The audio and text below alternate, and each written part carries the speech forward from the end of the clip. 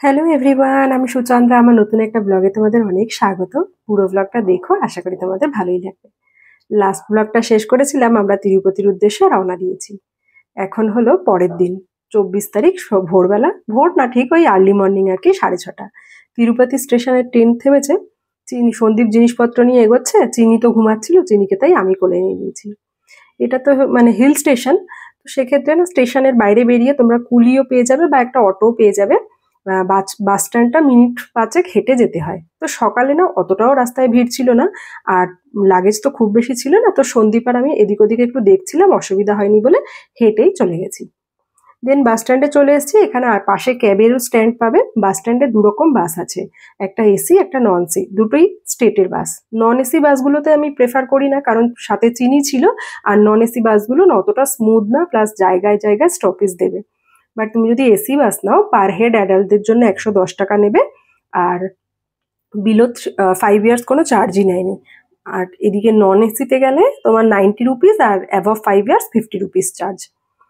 তো ওই AC bus বা ক্যাব যদি নাও, মিনিট 40-এর মধ্যে তিরুপতি থেকে ওপরে তিরুমালায় পৌঁছে দেবে।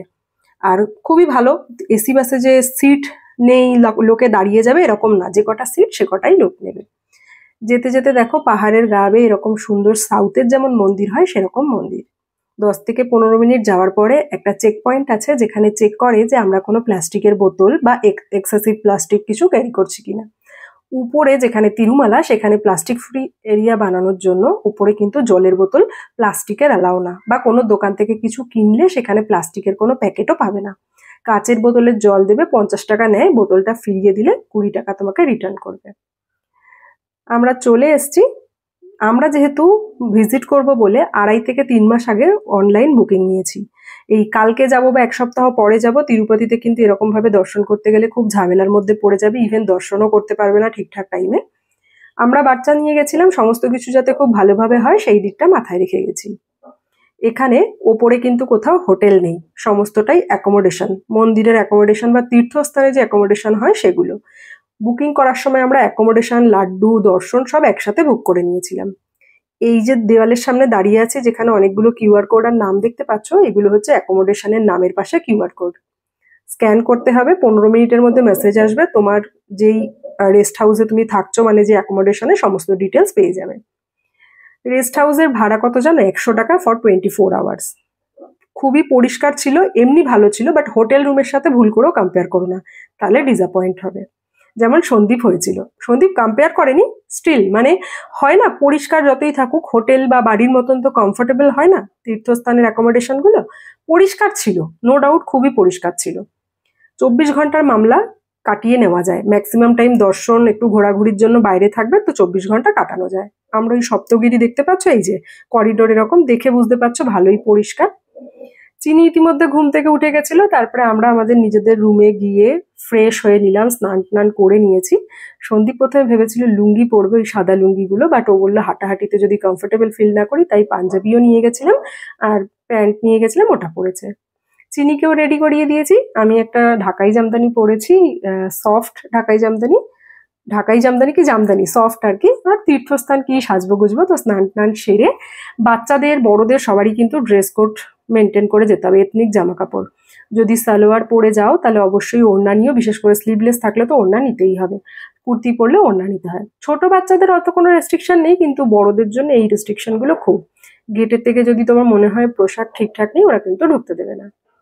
মন্দিরের ভিতরে যেহেতু ফটো অ্যালাউ করে না ওই এরিয়াতে, তো এখানে কি হয় বলো তো, ফটো তোমার তুলে নিল, তারপরে ব্যাকগ্রাউন্ডটা ওরা এডিট করে দেবে।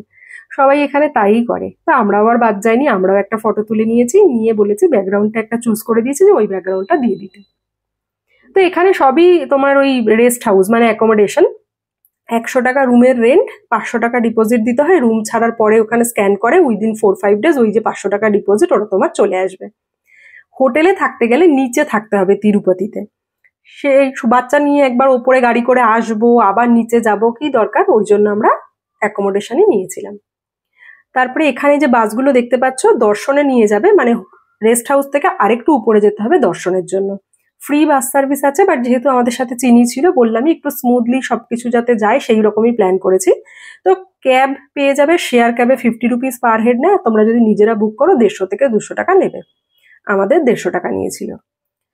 300 টাকা একটা স্পেশাল দর্শন বলে টিকিট পাওয়া যায়, পার হেড 300 রুপিস করে পড়ে, 5 ইয়ার্সের নিচে কোনো চার্জ লাগে না। তো আমাদের সেই স্পেশাল টিকিটই কাটা হয়েছিল। ফ্রি দর্শনে আরও ভিড় হয়, আর যারা ভিআইপি বা যারা ডোনেশন করে তাদের জন্য তো আলাদাই লাইন। এই হচ্ছে এন্ট্রান্স। আমার দুই একটা ফটো বা রিলসে অনেকে ভেবেছে হয়তো ফাঁকা, ফাঁকা একদমই নেই। এই জায়গাটা দেখে এটা জাস্ট এন্ট্রান্স, মানে ওই যে পিছনে লাইন দেখতে পাচ্ছ যাচ্ছে, এখান থেকে লোকে জাস্ট যাওয়া শুরু করেছে। এখান থেকে ড্রেসে যদি মনে হয় তোমাকে আটকে দেবে, আটকে দেবে। আর অপশন প্রচুর আছে, কেউ যদি পাঞ্জাবি পাজামা না নিয়ে যাও, সমস্ত জায়গায় বাইরের দোকান রয়েছে, মেয়েদের বলো ছেলেদের বলো, কিনে নিয়ে পরে নিতে পারো যা পরে আছো তার উপর থেকে। এইখানে তো মন্দিরে একটা দেখবে, এখানে না মানে সাউথের কথাই বলছি, মাথায় ফুল লাগিয়ে যাওয়াটা খুব একটা ভালো রিচুয়ালস, আমারও বেশ ভালো লাগে এই পুজো আচ্ছার দিনে মাথায় ফুল লাগাতে। তো চিনিকেও লাগিয়ে দিয়েছি আর আমিও লাগিয়ে নিয়েছি। বিশ্বাস করবে না, অনেকটা হাঁটা পথ, সে তুমি স্পেশাল টিকিট নাও বা ফ্রি টিকিটে দেখো, মানে ফ্রি দর্শন করো, অনেকটা হাঁটা পথ। ফ্রি দর্শনে তো আরো বেশি। চিনি না এক ফোঁটা কোলে উঠতে চায়নি, নিজে পুরোটা হেঁটে হেঁটে দেখেছে। যেখানে যেখানে আমাদের মনে হয়েছে ওকে কোলে নিতে হবে, যেমন মন্দিরের ভিতরটায় খুব ভিড়, সেখানে কোলে নিয়েছি। আর এই যতটুকু ফোন অ্যালাউ ছিল ততটুকুই তোমাদের সাথে শেয়ার করতে পেরেছি, তারপরে তো ফোন ব্যাগ সব জমা দিয়ে দিতে হয়েছে, ভিতরে তো কিচ্ছু অ্যালাউ না। প্রচন্ড রাশ থাকে যতই তুমি স্পেশাল টিকিট করাও। আমাদের অলমোস্ট 4 আওয়ার্স লেগেছে। 3 আওয়ার্সে হয়ে যেত, মাঝখানে আমাদের যে সময়টা ভিজিটিং আওয়ার্স ছিল সেই সময়টা মানে দর্শনের সময়টা 1 ঘন্টার মতন ওই সময়টা মন্দির বন্ধ থাকে, তাই জন্য আমাদের 4 আওয়ার্স লেগে গেছে। আদারওয়াইজ 3 ঘন্টায় হয়ে যেত।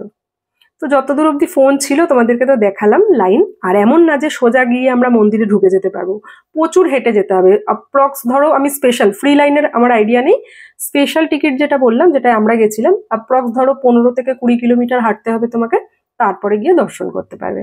তার মাঝখানে জায়গায় জায়গায় গেট আছে, তোমাকে আটকাবে, মোবাইল জমা দিতে হবে, এই সমস্ত।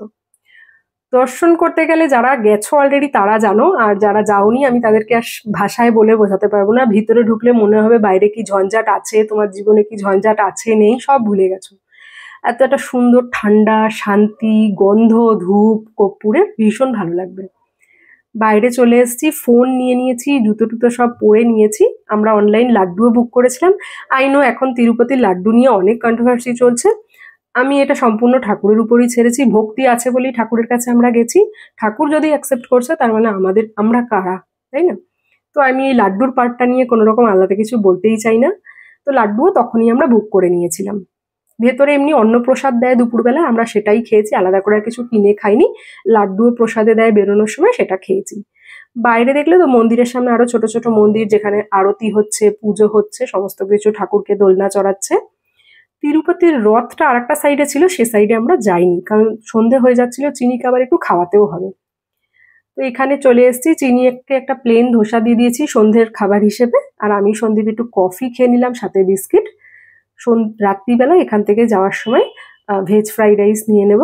আর যেহেতু এখানে সবই ভেজ, তাই গোবি মাঞ্চুরিয়ান নিয়েছিলাম, যেটা আমরা রুমে গিয়ে 3 জনে খেয়েছিলাম। তো চিনিও ক্লান্ত হয়ে গেছে এত হাঁটাহাঁটি করে, চোখ মুখ দেখে বুঝতেই পারছো। এরপরে না একটু একটু বৃষ্টি হচ্ছিল, তো ভাবলাম রুমে গিয়ে না আর বেরোতে ইচ্ছা করবে না, তাই চিনিকে খাইয়ে নিয়ে আমরা একটুখানি বাইরে টুকটাক জায়গা ঘুরে নিলাম, আর যা কয়েকটা জিনিসপত্র কেনার ছিল সেগুলো কিনে নিলাম। ছাতা টাতা নিয়েই বেরিয়েছিলাম, কিন্তু মাঝখানে একটুই জাস্ট ঝিরিঝিরি বৃষ্টি হয়েছে, খুব একটা অসুবিধা হয়নি বলে ছাতা খুলিনি। খুবই সুন্দর জায়গা, যারা মনে করছো দর্শনে যাবে প্লিজ 2-2.5 মাস আগে প্ল্যান করে নিও, তাহলে খুব স্মুথ হবে। এই রুমের ভিডিও খুব একটা বেশি করা হয়নি, কারণ সন্দীপের একটু মুড অফ ছিল রুমটা নিয়ে। বাট এমনি খুব পরিষ্কার ছিল, যেটুকু ভিডিওতে দেখতে পাচ্ছ আশা করি বুঝতেই পারছো। এই ব্লগটা এখানে শেষ করি, বাকি ইনফরমেশন আমাদের আরেকটা ব্লগে দেবো।